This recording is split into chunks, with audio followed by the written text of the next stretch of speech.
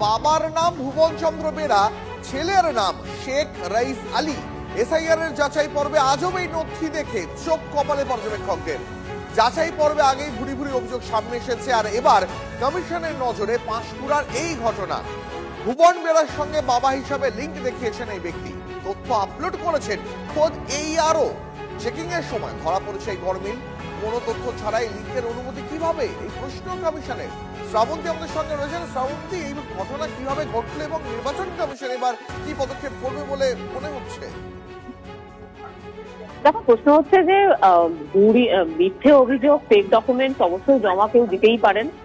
এরকমটার কারণেই এসআইআর হচ্ছে বলে কমিশন বারবার জানিয়েছে, কিন্তু দেখা যাচ্ছে যে যাচাই পর্ব উঠে আসছে সেখানে রোল অবজারভাররা এই বিষয়টি দেখেছেন, যেখানে এই আরো গোটা বিষয়টি দেখার পরেও তার যে সমস্ত ডকুমেন্টস রয়েছে সেটা আপলোড করেছেন।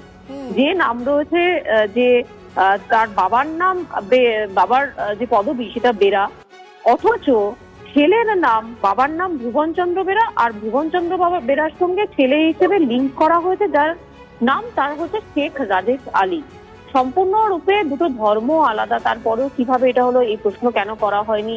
শুনানিতে ডেকে পাঠানো হয়েছিল, তারপরেও এই তথ্য কিভাবে আপলোড করা হয়েছে এটা নিয়ে প্রশ্ন করা হয়েছে। যে এখানে এই আরো যে কোনো একটা উদ্দেশ্য প্রণোদিত ভাবে কাজ করেছে সেটাই মনে করা হচ্ছে, আশঙ্কা করছেন রোল অবজারভাররা। গোটা বিষয়টা রিপোর্ট আকারে কমিশনের দপ্তরে জমা দেওয়া হয়েছে এবং আমরা এই সপ্তাহে প্রথম থেকেই দেখছি সোমবার 7 জন, গতকালও আমরা দেখেছি 4 জনের বিরুদ্ধে এফআইআর করা হয়েছে। বারবার কমিশন সতর্ক করেছে, কিন্তু তারপরে সেই একই ঘটনা ঘটেছে এবং রাজ্য জুড়ে বহু যদি এই ধরনের তথ্য আপলোড করে থাকেন তাহলে আদতে ভুয়ো ভোটারদের কত নথি জমা হয়েছে সেটা নিয়ে প্রশ্ন থাকছে।